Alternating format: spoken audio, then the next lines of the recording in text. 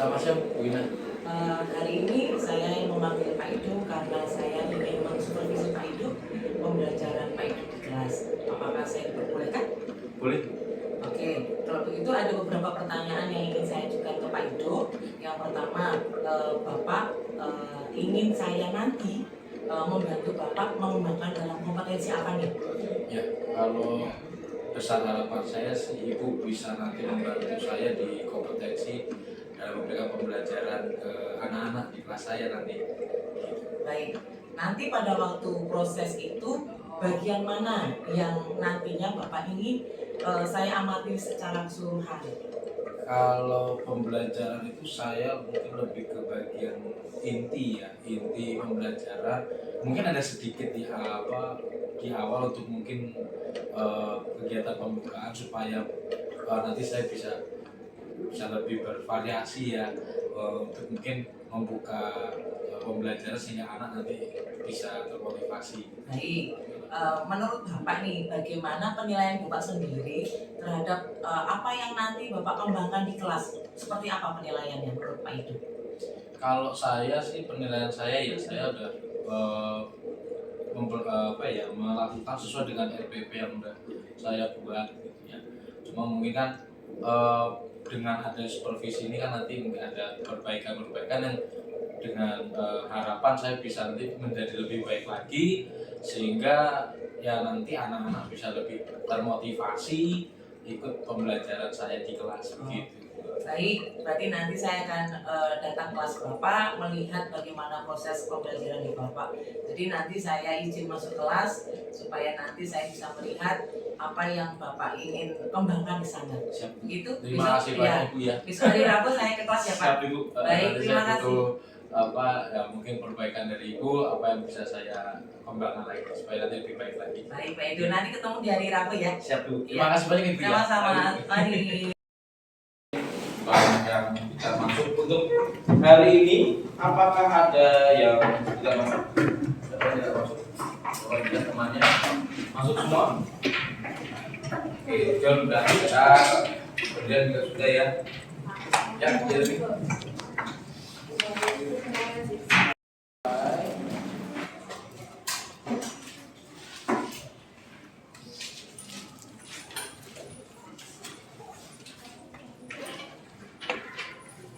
Nah, kita kemarin di tema 2 ya, di subtema terakhir ya, kita belajar tentang apa? Mengingat di subtema subtema 2, tema 3 subtema 2. Hak di masyarakat. Hak dan kewajiban dan tanggung jawab. Nah, pada kesempatan kali ini di tema 3 subtema 3 ayo jadi penemu, kita akan fokus ya tentang hak dan kewajiban mana tadi kalian di sini. Kompetensi dasar ya, menganalisis pelaksanaan kewajiban hak dan tanggung jawab sebagai warga negara ya, dan dampaknya dalam kehidupan sehari-hari. Lalu kalian nanti menyajikan hasil analisis pelaksanaan kewajiban hak dan tanggung jawab sebagai masyarakat ya. Untuk apa sih kita belajar? Nah, setelah mengamati gambar, tadi dapat menjelaskan tanggung jawab hak dan kewajiban di jalan. Jadi kita nanti akan berfokus hak dan kewajiban kalian di mana? Di jalan. Lalu yang kedua, kalian nanti berdiskusi. Setelah berdiskusi, kalian diharapkan untuk mampu menjelaskan pelaksanaan hak, kewajiban, dan tanggung jawab sebagai warga masyarakat. Walaupun kalian anak-anak, tetapi kalian adalah bagian dari warga masyarakat. Dan terakhir, peserta didik mampu membuat poster ajakan bertanggung jawab terhadap penggunaan energi listrik. Nah, siapa yang pernah melihat rambu ini di jalan raya? Aku tahu nih. Wah, banyak ya. Dilarang masuk. Nah, ini ada verboden. Kalau bahasa verboden itu dari mana? Ada yang tahu bahasa mana? Bahasa Belanda, verboden. Itu tuh aku tadi tuh Tapi sampai dilarang masuk. dilarang masuk ya. Melarang pengguna jalan untuk masuk ke suatu tempat. Hak dan kewajiban kalian di mana? Di jalan. Lalu yang kedua, kalian nanti berdiskusi. Setelah berdiskusi, kalian diharapkan untuk mampu menjelaskan pelaksanaan hak, kewajiban, dan tanggung jawab sebagai warga masyarakat. Walaupun kalian anak-anak, tapi kalian adalah bagian dari warga masyarakat. Dan terakhir, peserta didik mampu membuat poster ajakan bertanggung jawab terhadap penggunaan energi listrik. Dilarang parkir. Dilarang parkir. Lampu pink coret. Lalu ini orangnya meninggalkan kendaraannya. Kalau stop, orangnya ada di dalam mobil. Itu perbedaannya ya. Dan kalau rambu untuk larangan biasanya berwarna merah. Ya, Jalan. apa? Tanjakan. Warnanya apa biasanya? Nah, dan zebra cross, bukan kuda zebra ya, zebra cross. Pasti yang jatuh itu kan saya kayak arah bola. Oh, Terus habis itu maka ada tidak yang boleh tolnya masuk, itu yang ya, jalan ya, tol. itu tuh artinya itu kayak tanda itu kayak bukan jalan tol. Bukan. Ada kalau dicoret, tapi jarang dicoret karena itu sebuah petunjuk. Nah, kita akan masuk. Apa yang dimaksud dengan kewajiban? Kita kemarin sudah belajar sebelum Segala kewajiban. sesuatu yang harus dilakukan supaya mendapat haknya. Oke, good job. Ya, dari ini. Ya, jadi sesuatu yang harus kalian lakukan sebelum apa? Nah, jika kewajiban tidak dilaksanakan dengan tanggung jawab dapat berdampak dengan pada hak orang lain. Ya. Nah, kalau hak apa nih? Sesuatu yang kita lakukan sesudah. Nah, yang menjadi milik kita, betul ya. Setelah melaksanakan kewajiban. Modus kejahatan itu hati-hati. Nah, perbuatan yang mengganggu hak diri sendiri dan orang lain jika tidak melaksanakan kewajiban di lingkungan sekitar. Mengendarai sepeda dengan kecepatan tinggi dapat menyebabkan kecelakaan yang membahayakan sendiri dan orang lain. Di sini suka sepeda ada? Banyak ya? Pernah jatuh Pak? Pernah? Iya Pernah. Sama naik sepeda ya? Iya. Ya. Saya kan pernah diturunin itu kan saya ibu. Ini contoh kewajiban di masyarakat. Pengaman, contohnya apa? Helm atau apa biasanya? Pelindung apa nih? Siku atau dengkul ada ya. Apabila bersepeda di jalan raya kita harus didampingi oleh orang tua. Mengendarai kendaraan berupa sepeda itu adalah hak kalian. Kewajiban mengerjakan dengan jujur, tidak bang. Itu bentuk dari tanggung jawab. Kita ingin bentuk kelompok, ya. Coba sekarang hitung. Ini ada 35 ya. Kita hitung sampai 7. Itu sampai 7 ya. Ya. Itu sampai 7 ya. 10 menit. Dalam waktu 10 menit kalian diskusikan permasalahan pelanggaran hak dan kewajiban yang sering terjadi di masyarakat. Lalu kamu berikan solusinya. Ya, boleh minimal 4. Lalu kamu berikan solusinya. Ya, boleh minimal 4. Solusi untuk supaya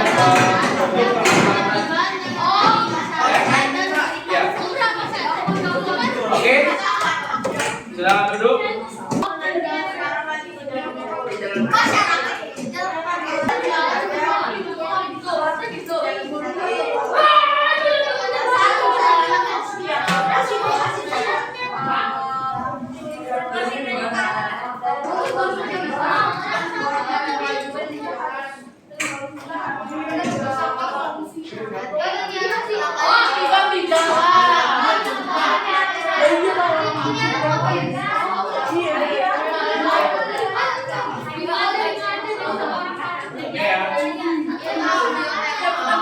Tuliskan beberapa permasalahannya apa aja ya. Pelanggarannya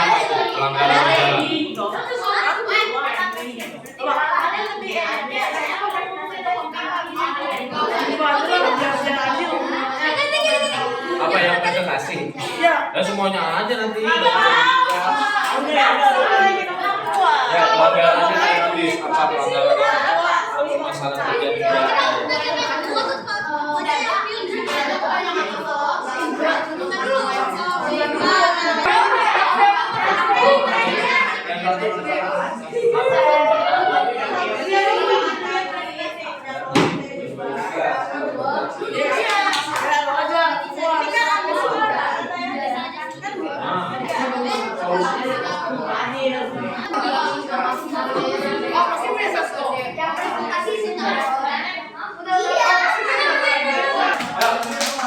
Silakan mendengarkan dulu kelompok lain tidak ada suara karena tidak kedengaran.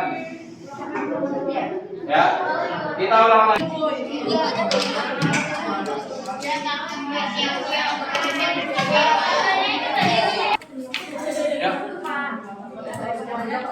Ya, yang keras. Halo semuanya, teman-teman dan Bapak Ibu guru. Halo semuanya, teman-teman dan Bapak Ibu guru. Hari ini kami dari kelompok 2 ingin memberi satu permasalahan dan solusi pembelajaran di jalan raya dari kami masing-masing. Pertama, kendaraan yang memarkir kendaraan di tempat yang diberi lampu parkir. Tilang atau teguran ya. Lalu ada juga supaya menggunakan helm tadi ya. Baik, terima kasih. Kelompok berapa tadi? 2. Oke. Baik, sekarang kelompok berapa ini? 4. Silakan kelompok 4. Yang keras.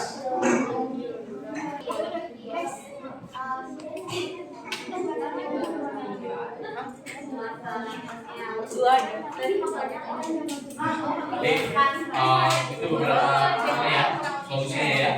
Bagus. Ya, selanjutnya sudah sekarang kelompok bahasa kelompok berapa itu? Oke, jadi banyak yang buang sampah sembarangan ya. Kurang. Oh sama. Oke, ada lagi? Oke, kurang. Ya, silakan terakhir kelompok berdiam kelompok berapa masuk? 7, silakan. Oke, lanjut.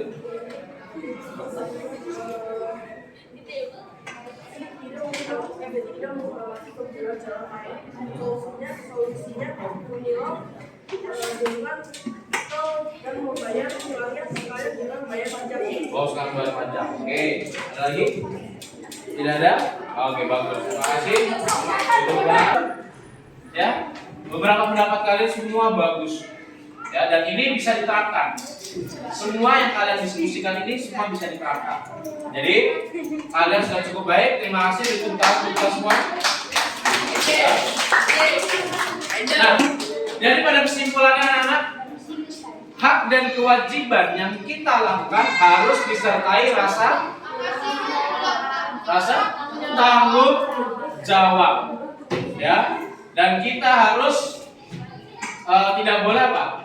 Melanggar hak orang lain, ya.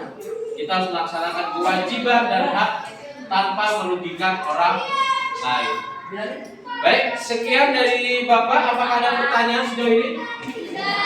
Tidak ada. Untuk besok kalian pelajari bab berikutnya ya, atau materi berikutnya. Terima kasih. Kalian silakan siapkan pelajaran berikutnya, pelajaran agama. Silakan. Saya Kristina Widyastuti, calon guru penggerak angkatan 8 dari SD Tarakan Kalimat Jakarta. Hari ini saya akan proses coaching pasca observasi dengan rekan sejawat Pak Wido Iksapata Putra dengan pengajar praktik saya Ibu Ramisi. Selamat siang Pak Wido.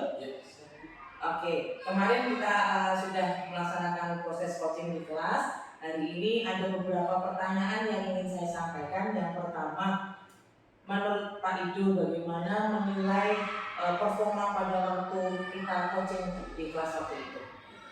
Kalau menurut saya hasil dari kemarin coaching kemarin, performa saya menurut saya cukup baik, namun memang ada beberapa yang harus ada perbaikan ya, beberapa hal. Karena mungkin lebih ke manajemen kelas, karena memang kebetulan di kelas itu ada beberapa anak yang masih ngobrol, lalu juga ada yang mungkin bermain-main. Oke. Apa yang membuat Pak Ido menilai demikian? Bagaimana proses yang sudah Pak Ido lakukan di kelas? Ya, memang sudah ada beberapa hal yang untuk antisipasi hal ini, seperti pelatihan fokus mereka supaya mereka memperhatikan pembelajaran, dan mungkin ditambah lagi porsinya untuk mereka nanti misalkan terdistract lagi supaya mereka akan kembali fokus lagi seperti itu. Oke, baik. Kalau boleh saya menyampaikan hasil pengamatan saya ya Pak. Oke. Saya mengamati pada waktu saya di kelas Pak Ido memang seperti yang Pak Ido sampaikan. Secara keseluruhan anak-anak antusias, terus mereka banyak bertanya. Memang pada waktu itu ada standarnya, memang ada yang cukup tinggi, tetapi memang dilihat dari beberapa performa anak itu memang ada yang masif. Jadi pengelolaan itu memang harus ditingkatkan gitu ya. Nah, menurut Pak Ido hal semacam itu antisipasinya yang nanti yang Pak Ido akan lakukan seperti apa? Ya, seperti yang sudah saya mungkin menambah ya, ada permainan, dan permainan yang ini ya berkaitan dengan pembelajaran. Jadi mereka jadi lebih antusias lagi, dan yang mungkin yang tadinya ke distract konsentrasinya bisa kembali fokus. Iya, betul. Saya mengamati semacam itu juga. Nanti saya melihat banyak yang bisa dikembangkan. SPG yang Pak Ido sudah sampaikan kemarin itu juga salah satu cara untuk mereka lebih antusias ya Pak. Gitu. Baik, selanjutnya menurut Pak Ido, langkah yang nantinya pembelajaran berikutnya yang akan Pak Ido lakukan di kelas supaya mengantisipasi hal itu tidak terjadi lagi seperti apa Pak? Ya, mungkin saya akan melakukan pemetaan supaya nanti anak-anak yang mungkin berpotensi suka ngobrol itu mungkin saya akan pecah kelompok kecil-kecil lagi supaya mereka nanti tidak terkumpul di dalam kelompok. Nah, sehingga nanti mungkin yang pintar, yang aktif bisa dijadikan satu dengan yang tadi berpotensi berikut itu tadi, supaya lebih kondusif pembelajaran. Baik, dari diskusi ini berarti Bapak sudah terbayang ya nanti proses pembelajaran berikutnya. Selanjutnya ini kapan nih kalau boleh saya tanya, pembelajaran yang sudah Pak Ibu sampaikan seperti ini akan dilaksanakan minggu depan kah atau materi baru kah atau bagaimana? Nanti di materi baru itu ya. Baik. Menurut Pak Ido, apakah Pak Ido cukup perlu diskusi dengan teman sejawat atau seperti apa yang nanti untuk menambah anak itu lebih antusias atau bagaimana, atau butuh bantuan orang lain tidak Pak? Pastinya karena saya juga butuh referensi. Seperti saya misalkan dengan Bu Ina, saya selalu menanya, Bu, adakah strategi ini, ada ice breaking yang seperti yang kali ini, supaya juga ice breaking itu bervariasi, tidak monoton. Nah, dan juga menambah juga misalnya pengalaman kita mengajar gitu. Itu sudah pasti. Baik. Diskusi. Baik, izin saya bertanya, bagaimana kemarin proses awal pembelajaran di kelas, mulai dari awal, inti, sampai penutup menurut Pak Ido? Ya, kalau kemarin saya membuka dengan ice breaking, dan anak sudah mulai antusias dengan pembelajaran dan sudah siap untuk masuk ke materi. Dan untuk sebelum materi, memang sebelumnya saya sudah memetakan memang kebanyakan anak ini lebih suka diskusi ya, diskusi dan men-share pengalaman mereka. Kebetulan memang di sini materinya memiliki PKN tentang hak dan kewajiban. Nah, di sini mereka sangat antusias dalam memberikan pengalaman mereka, apa hak mereka, apa kewajiban mereka, dan juga ketika saya bagi dalam kelompok dan mereka juga berdiskusi terkait apa sih yang mereka dapatkan di lingkungan sekitar mereka selama ini. Jadi mereka memang lebih senang diskusi. Dan memang ketika saya mengawasi mereka dalam kegiatan diskusi, mereka terlibat aktif semua, tidak ada yang tadinya pasif, mereka juga berbagi cerita di sini. Dan ketika mempresentasikan juga mereka baik. Oke. Kemarin saya lihat di kelas memang ada beberapa anak yang memang cukup antusias ya Pak. Iya. Saya juga melihat memang Bapak bagaimana melihat kelompok per kelompok itu mereka antusias menjawab dalam proses semacam itu. Tetapi kemarin saya juga melihat Bapak sedikit memberi satu hal yang membuat mereka antusias itu. Mengapa Bapak bisa melakukan itu? Supaya kok tahu ini anak kurang antusias, langsung cepat untuk mengambil keputusan harus begini. Menurut Bapak itu langkah seperti apa? Ya, memang kalau pengalaman ya, balik lagi ke pengalaman selama juga kemudian sudah cukup lama juga gitu, dan ketika melihat anak yang tidak aktif, mau tidak mau kita juga harus segera bertindak supaya supaya jika anak itu tidak tertinggal materi dan mereka langsung ikut terlibat aktif di lingkungan belajarnya. Oke. Kalau secara keseluruhan pada waktu proses saya lihat di refleksi ya Pak, mereka bercerita kembali, antusias kembali. Menurut Bapak itu karena anak itu memang berpengalaman melakukan hak dan kewajiban itu atau hanya sekedar informasi yang mereka ketahui menurut Bapak? Nah, kalau menurut saya memang ada beberapa yang mungkin ada jawabannya, dalam kutip idealnya. Iya. Tapi ada juga banyak juga yang memang itu pengalaman mereka sehingga sedikit berbeda ketika mereka berbagi cerita berdasarkan pengalaman. Itu pasti antusiasmenya bisa akan lebih berbeda. Mereka sangat bersemangat semua. Oke, setelah pembelajaran itu Bapak kan menanyakan tentang evaluasi dan refleksi mereka. Kemarin juga ada anak yang memang sepertinya antusias sekali ya menceritakan pengalaman mereka. Tetapi memang idealnya seperti Bapak katakan tadi, memang sepertinya ada yang memang ideal secara pengetahuan, tapi memang praktek mereka secara langsung. Menurut Bapak, dampak yang kemarin Bapak ajarkan kepada mereka mengena belum ya Pak? Menurut saya pasti ada mengena. Dan otomatis misalkan mereka yang mungkin belum melaksanakan itu, yang belum pernah, gitu, yang belum memiliki pengalaman, mungkin dia akan ketika mendengar jawaban dari teman, dia akan melakukan itu. Seperti apa sih kewajiban dia gitu.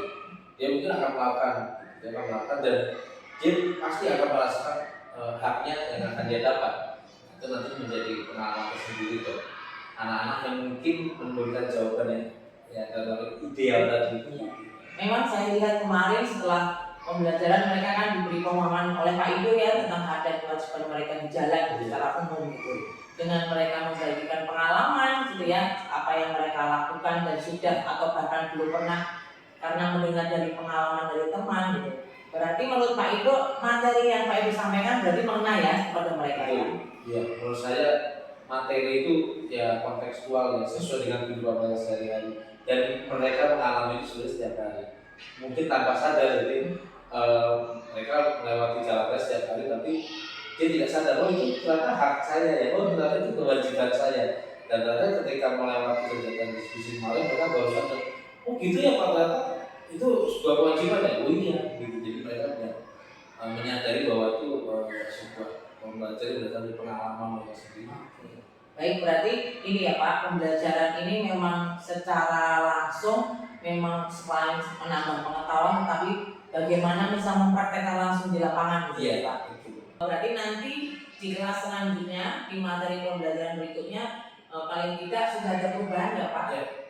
Anak-anak yang tadinya masih belum antusias, karena saya lihat sih di kelasnya sudah sangat antusias ya, pada bertanya, diferensiasi prosesnya juga kelihatan, anak juga diberi kebebasan untuk itu.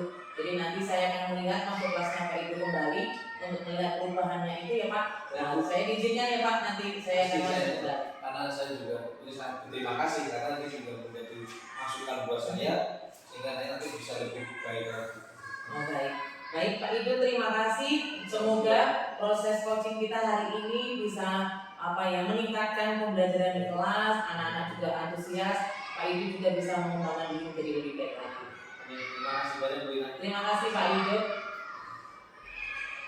Demikian proses coaching saya dengan rekan sejawat Pak Wido. Semoga pembelajaran di kelas Pak Wido menjadi lebih menarik dan anak-anak lebih berantusias.